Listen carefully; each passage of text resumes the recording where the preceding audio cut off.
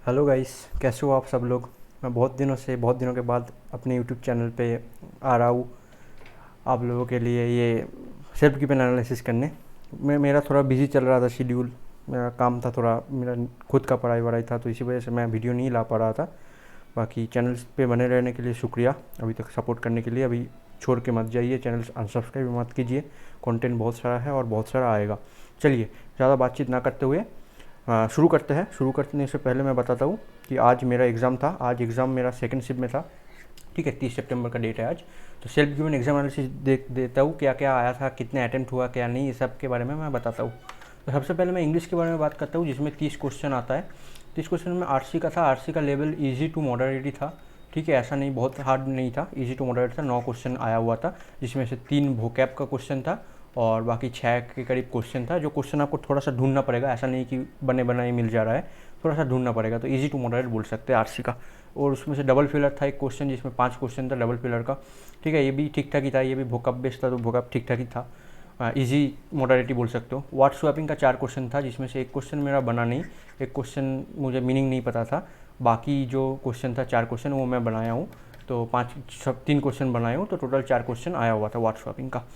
बाकी पैराजम्पल का 5 क्वेश्चन था, जिसका पैटर्न ये आ रहा था मेरा EDFBAC। हाँ, आपका क्या आ रहा था बताना। जिसमें से क्वेश्चन ऐसा था कि फर्स्ट क्या होगा, सेकेंड, थर्ड, फोर्थ और सिक्स्थ, लास्ट फिफ्थ नहीं पूछा था। ये 5 क्वेश्चन था, आपका बताना क्या सही हुआ या नहीं, मेरा सही हुआ या नहीं, ये भी बताना आप मेरे कमेंट सेक्शन में। एरर का 4 क्वेश्चन था, जो मैं छोड़ दिया क्योंकि मुझे एरर बनाना आता नहीं। ग्रामर में बहुत वीक हूँ, इंग्लिश में मैं बहुत वीक हूँ। बाकी फ्रेज रिप्लेसमेंट का 3 क्वेश्चन आया हुआ था। ठीक है, ये हो गया हमारा इंग्लिश का क्वेश्चन। इंग्लिश का जो था, इंग्लिश में मेरा अटेम्प्ट रहा 23 आउट ऑफ 30, जो कि मैं बहुत रिस्क लेके किया हूँ। पता नहीं अब क्या होगा क्या नहीं, मुझे पता नहीं, देखते हैं क्या होगा। पिछली बार तो मेरा इंग्लिश में सेक्शनल रह गया था, देखते हैं इस बार क्या होता है। चलिए नेक्स्ट, मैथ में फटाफट बताते हैं। मैथ्स में अप्रॉक्सीमेशन का 5 क्वेश्चन था, जिसमें से जो नंबर अप्रॉक्सीमेशन का था वो थोड़ा बड़ा बड़ा नंबर था। ठीक है, ऐसा नहीं ईजी था, लेकिन ये भी लेंदी था।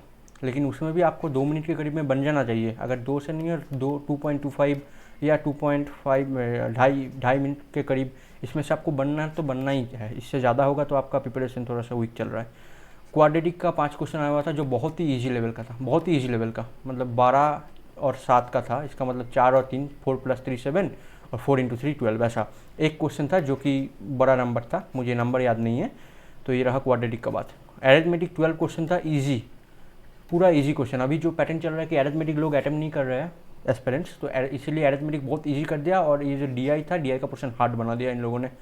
तो चलिए देखते हैं कि क्या आया था। बार ग्राफ में 5 क्वेश्चन आया था। बार ग्राफ में क्या था, ऐसा रहा आपका बार ग्राफ, जिसमें से ये मैन्युफैक्चरिंग का डाटा ब्लैक कलर में था और वाइट कलर में सोल्ड का डाटा। तो इससे ये माइनस करेंगे तो अनसोल्ड का डाटा हमारा निकल जाएगा। ऐसे करके ABCD चार कंपनियाँ था शायद, जो कि 2 व्हीलर्स प्लस 4 व्हीलर्स बनाता था। इसका क्वेश्चन 4-5 लाइन का क्वेश्चन था, कि इससे मतलब घुमा फिरा रहा था, बहुत घुमा रहा था बहुत। तो इसमें से हुआ 5 में से 4 क्वेश्चन मैंने बनाया। एक बहुत लेंदी लग रहा था तो वो छोड़ दिया। टेबुलर डाटा था, जो 5 क्वेश्चन आया था उसका, उसमें भी मैं 5 क्वेश्चन में से 4 क्वेश्चन बनाया हूँ। एक क्वेश्चन लेंदी था, छोड़ दिया। ये टेबुलर का क्या था, देखिए। टेबुलर का ऐसा था कि यहाँ पे दिया हुआ था ABCDE 5 स्कूल्स दिया हुआ था, जिसमें से average number of boys plus girls पहले में दिया हुआ था, जिसमें से ऐसा था 25, 20, 30, हाँ ऐसा 10, ऐसा करके भी कुछ था। और यहाँ पे था difference between boys and girls, और नोट में लिखा हुआ था गर्ल्स जो है वो ज़्यादा है बॉयज़ से, एक्सेप्ट सी का डिफरेंस 0 था। सी का डिफरेंस 0 मतलब गर्ल्स बॉयज़ और 40 बॉयज़ और 40 गर्ल्स हो जाएगा, क्योंकि 20 इसका 40 इसका एवरेज था। ठीक है, तो 40 मतलब 80 टोटल था और डिफरेंस 0 था, इसका मतलब 40-40 होगा। ठीक है, इसमें से ये एक्सेप्ट सी बोल दिया गया था, मतलब गर्ल्स ऑलवेज बॉयज़ से ज़्यादा है एक्सेप्ट सी, ये नोट में दिया हुआ था। तो ये रहा, ये तो डाटा आसान है, लेकिन इसका क्वेश्चन बहुत ट्रिकी था, बहुत लेंदी था इसका क्वेश्चन। ठीक है, घुमा रहा था इसका भी।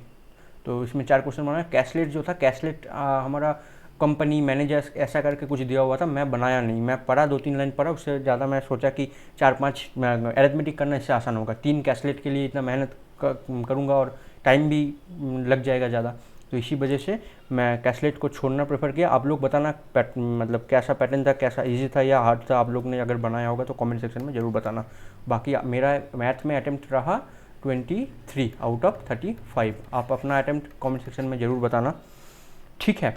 तो ये रहा मैथ का सेक्शन, मॉडरेट जो आ रहा है मॉडरेट। बाकी शिफ्ट से थोड़ा सा ईजियर साइड में ही था मैथ का क्वेश्चन में, ये मैं बताऊंगा। बाकी शिफ्ट का रिव्यू में देखा जिसमें बच्चे अटैम्प्ट बहुत कम कर पा रहे थे, 18-19 भी अटैम्प्ट हो रहा था, लेकिन इस शिफ्ट में थोड़ा सा एडवांटेज हुआ क्योंकि अरिथमेटिक आसान दिया हुआ था। क्वाड्रेटिक अगर आप क्वाड्रेटिक भी आसान था, और अगर आप डीआई में फंस गए ना तो फंसे ही रह जाओगे, फिर अरिथमेटिक हाथ नहीं लगा पाओगे। फिर अरिथमेटिक बहुत आसान आ रहा था, सिंगल लाइनर 2 लाइनर्स अरिथमेटिक था, कोई वेरिएबल नहीं था, कुछ नहीं था, आसान अरिथमेटिक था हर एक चैप्टर से। चलिए रीजनिंग के बारे में बात करते हैं, जिसमें 35 क्वेश्चन आता है। रीजनिंग का मतलब सॉल्व करके ना मज़ा आ गया मुझे।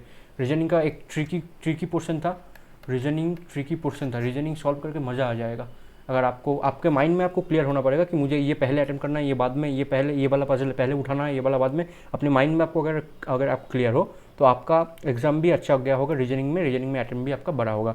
मैं पहले अटेम्प्ट बताता हूँ, मेरा अटेम्प्ट रहा 28। अब अपना अटेम्प्ट बताना नीचे, और 28 बनाया। एक आधा अगर गलती होगा तो हो सकता है, लेकिन बाकी मेरा पूरा सही बना, ठीक है।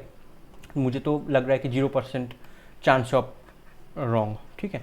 देखते हैं अब, 1-2 हो भी सकता है, 1-2 मॉक बॉक्स जब देता था तब निकल ही जाता था यार 1-2, तो उससे कुछ बड़ी बात नहीं, 1-2 हो सकता है, आप लोग के साथ भी हो सकता है। तो चलिए, ब्लड रिलेशन का 3 क्वेश्चन था। ब्लड रिलेशन ट्रिकी था, ये आसान नहीं था, और पहले से बताया हुआ नहीं था कितना मेंबर्स है, कितना जनरेशन है। ये बहुत मज़ेदार था सवाल। मैं आखिर में बताता हूँ मेरा पैटर्न कैसे पैटर्न किया मैं रीजनिंग में। सिलॉक्स 3 क्वेश्चन था, जो कि ओनली आ फ्यू वगैरह ये सब कुछ दिया हुआ रहता है। अगर आपको ये सब कॉन्सेप्ट बेसिक पता है तो आपके लिए बहुत आसान रहेगा। इनइक्वलिटी बहुत आसान था, 3 क्वेश्चन बहुत आसान था, बहुत ईजी था इनइक्वलिटी। ऑड वन आउट का 1 क्वेश्चन था, ठीक है। मीनिंगफुल का 1 क्वेश्चन था जो मैं छोड़ता हूँ, इसमें भी छोड़ दिया, मुझे पता नहीं क्या आया था। ऑड से -2 करना होगा, इवन से +1 करना पड़ेगा, इसका 1 क्वेश्चन था।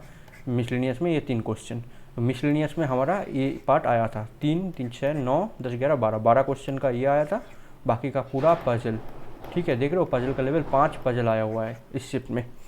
लेंदी शिफ्ट है, इसमें से अगर आप 22-25 करते हो तो फिर भी एवरेज अटेम्प्ट 22 के करीब भी होगा, 22-23 एवरेज अटेम्प्ट होगा इस शिफ्ट में। क्योंकि अगले शिफ्ट में, पिछले इस वाले शिफ्ट में बात हुआ, मेरा दोस्त थे तो वो बोला कि पजल आसान था, रीजनिंग सेक्शन आसान था, मैथ को हार्ड था, लेंदी था। इस शिफ्ट में मैथ थोड़ा सा आसान बनाया है और रीजनिंग थोड़ा ट्रिकी बनाया है, लेकिन मुझे पजल सॉल्व करके मज़ा आ गया।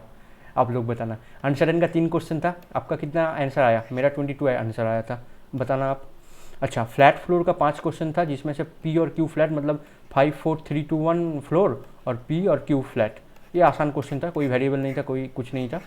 अच्छा, फिर 7% नॉर्थ साउथ, ये अगर आपने बनाया होगा तो आप कमेंट में बताना, ये मतलब सबसे बेस्ट तगड़ा वाला था ये। इसमें 5 को 7% है, लेकिन 6% ऐसे नॉर्थ दिखेगा, पहला 6 और लास्ट का राइट में यू होगा शायद, हाँ यू, ओनली 1% जो साउथ दिखता है, ठीक है। ये एकदम आप पूरा पजल सॉल्व करोगे आसान लगेगा, लेकिन लास्ट लाइन जो घुमाया है ना, मज़ेदार ओफ, वो लाइन पढ़ के अगर आप समझ गए, कर पाए तो फिर ठीक है, नहीं तो आप समझोगे। एक टाइम मुझे भी लगा कि मैं गलत बना दिया, ठीक है, फिर मैं देखा कि अरे भाई ये तो ऐसा होगा। तो यू अकेला नॉर्थ साउथ देख रहा था, और जो कि साउथ देख रहा था, और बाकी सब नॉर्थ देख रहा था, बाकी 6 के 6। ये ऐसा पैटर्न मैं कहीं पे दिखा नहीं अभी तक, आज के एग्ज़ाम में, मॉक में भी नहीं दिखा। एज बेस्ड था, उसमें वेरिएबल था 5 क्वेश्चन, कुछ एज था, 2023 से उस एज को कैलकुलेट करना पड़ता था, तो कैलकुलेटिव था, तो इसलिए मैं छोड़ दिया, मेरे पास टाइम भी नहीं था। मैं बताता हूँ आखिर में अटैम्प्ट का मैं कैसे अटैम्प्ट किया था। फिर डे बेस्ड पजल और वेरिएबल था, मंडे टू फ्राइडे 5 क्वेश्चन का था, वेरिएबल भी था और डे था 5, ठीक ठाक ही था, आसान टाइप, पीओ टाइप था। तो सबसे पहले मैं देखा, सबसे पहला क्वेश्चन मेरा जो खुला, डे बेस्ड पजल वेरिएबल में मार्क फॉर रिव्यू करके निकल गया। मुझे माइंड में क्लियर था कि मैं सबसे पहले इसी वाला पजल में आऊँगा, जब पजल पकड़ूंगा जब। फिर मेरा आ गया क्या, सिलॉक्स का 3 क्वेश्चन, इनइक्वलिटी का 3 क्वेश्चन, पर मतलब लगातार 6 क्वेश्चन आ गया, मैं 6 क्वेश्चन उड़ा दिया।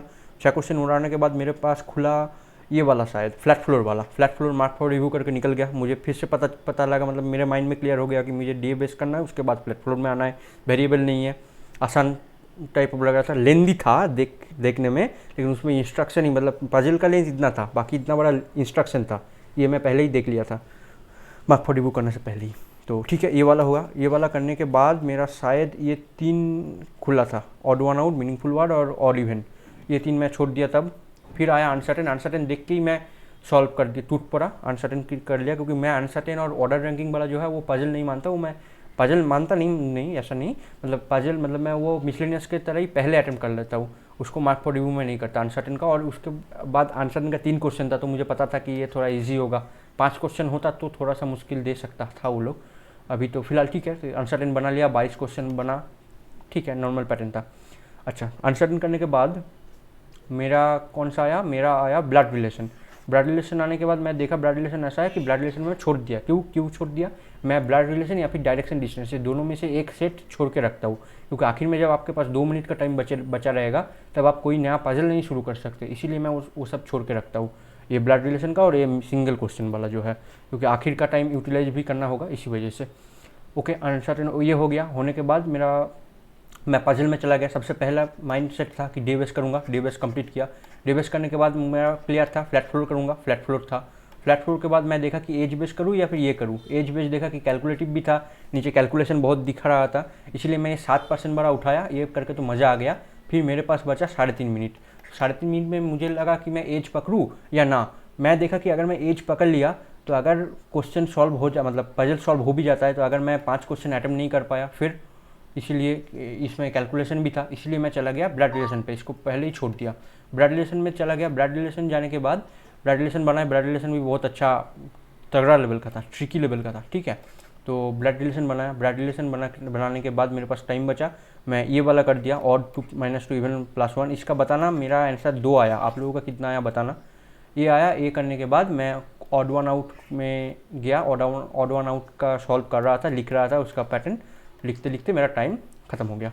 तो मेरा अटेम्प्ट कितना रहा? मेरा अटेम्प्ट रहा इंग्लिश में 23, मैथ में 23, रीजनिंग में 28। आप अपना अपना नीचे बताना ना, 74 होता है टोटल। तो क्लियर तो हो जाना चाहिए प्रीलिम्स। अब देखते हैं क्या होता है क्या नहीं। अगर इंग्लिश ठीक ठाक रहा होगा ना, इंग्लिश में अगर गलती मैं नहीं किया होगा ज़्यादा, तो क्लियर तो हो जाना चाहिए। देखते हैं। पिछली बार तो मेरा ओवरऑल कट ऑफ क्लियर हुआ था, ओवरऑल कट ऑफ से 3-4 नंबर ज़्यादा था, लेकिन इंग्लिश सेक्शनल क्लियर नहीं हुआ था, कुछ नंबर से, 1 नंबर से या फिर 0.75 नंबर से, ठीक है। तो ये रहा आज का सेकंड शिफ्ट का जो था। सेकंड शिफ्ट में मेरा 74 आउट ऑफ 100 अटेम्प्ट था। आप अपना अपना अटेम्प्ट बताना, ठीक है। इसमें तो ऑल ओवर इंडिया एग्जाम होता है, इसमें तो स्टेट का कोई बात नहीं है। तो चलिए, यही हुआ। बाकी आप मेरे चैनल पे बने रहिए। थोड़ा सा मुझे टाइम का इशू चल रहा है, इसीलिए मैं रेगुलर वीडियो नहीं ला पा रहा हूँ, तो इसके लिए मैं क्षमा मांगता हूँ आप सबसे।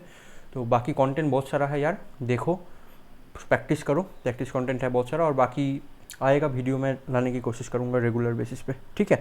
तो चैनल को अनसब्सक्राइब करके मत जाना प्लीज़, ये रिक्वेस्ट है। और बाकी सब्सक्राइब करना जो भी नहीं किया है, जो भी वीडियो देख रहा है। चलिए मिलते हैं नेक्स्ट वीडियो में, तब तक के लिए बाय।